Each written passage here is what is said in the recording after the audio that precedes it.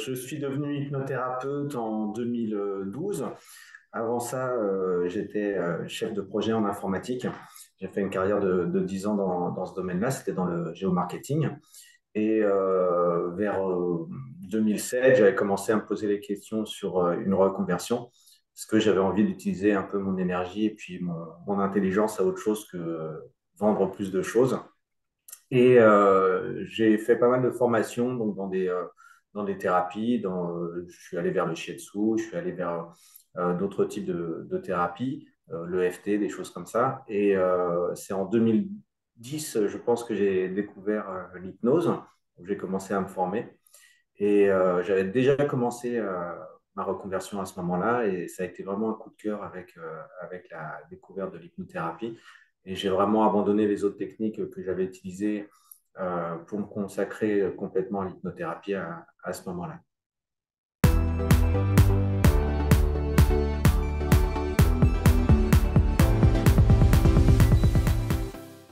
J'ai j'ai senti qu'il y avait un besoin de fonder un syndicat professionnel de l'hypnose à peu près dès mes formations.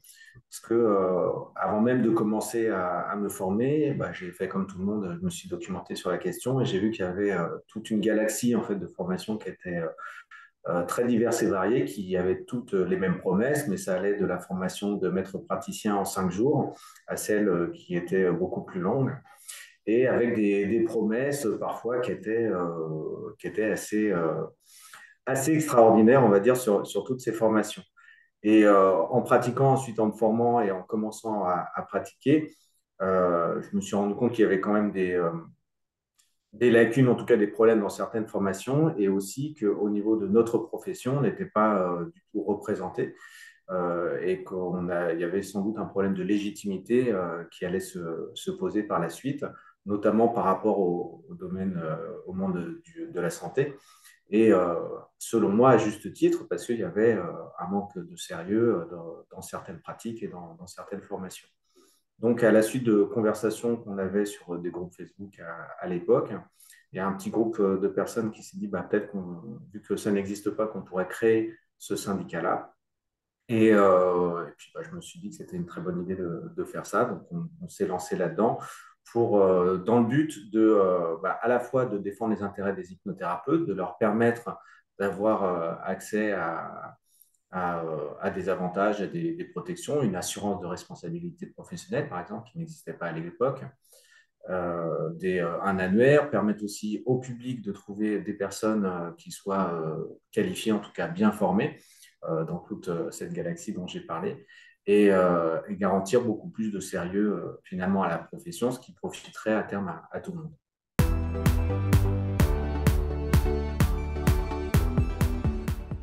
Donc, au sein du SNH, comme je l'ai dit, moi j'étais cofondateur, donc on était un petit groupe. Donc, le rôle que j'ai pris, c'était celui de secrétaire général adjoint au départ. J'ai fait ça pendant quelques années.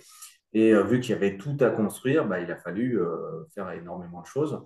Donc, vu mes compétences en informatique, moi j'ai fait pas mal de travail sur le site internet, sur le fait de créer un annuaire, sur bah, toute la communication, les newsletters, les processus d'adhésion vis-à-vis des adhérents.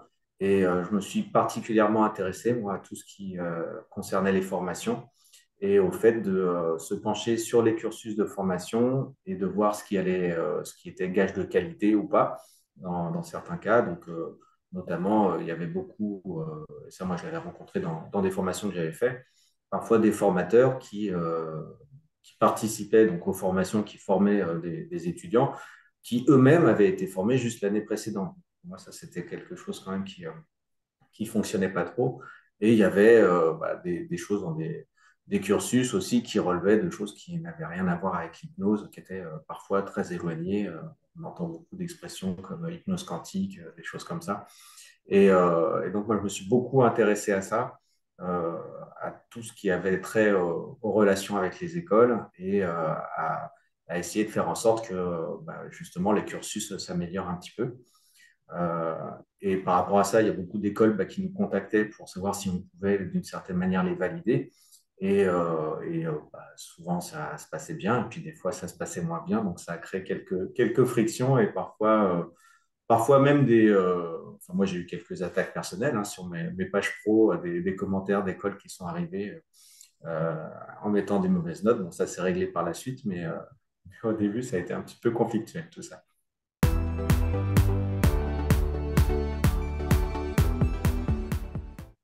Il est difficile de savoir pour moi comment la profession des hypnothérapeutes va évoluer.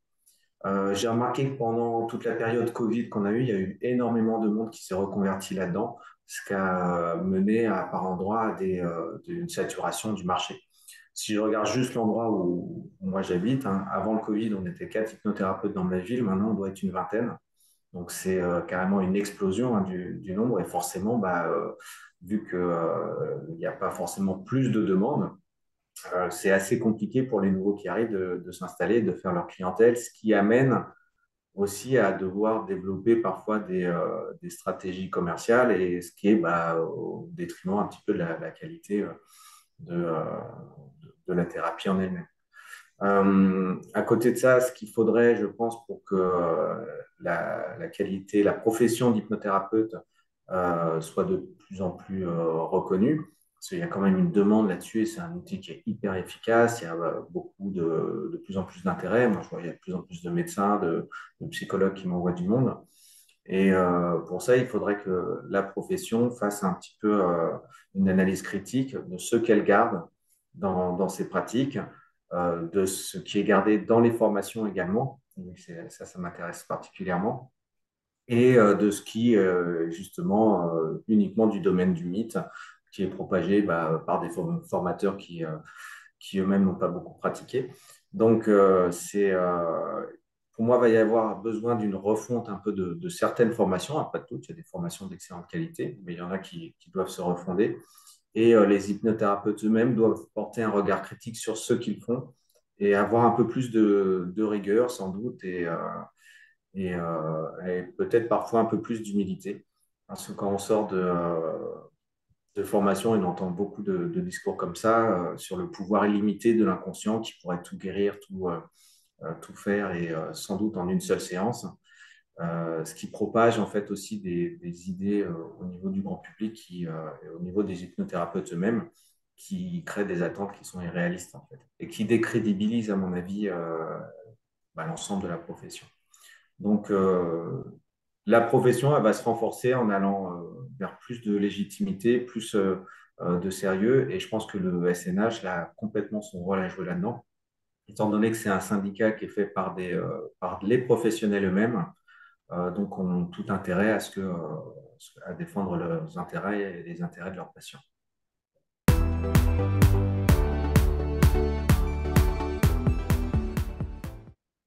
Mon vœu pour le SNH, pour les 10 ans du SNH, c'est que beaucoup d'hypnothérapeutes se rendent compte qu'ils ne seront jamais aussi bien défendus que par un syndicat qui est créé par les membres de leur profession et pour les membres de leur profession. Donc, qu'ils soient nombreux à le rejoindre pour qu'on ait ainsi plus de poids dans les instances officielles pour faire reconnaître la profession et atteindre ainsi, obtenir enfin les lettres de noblesse que l'hypnothérapie mérite bien.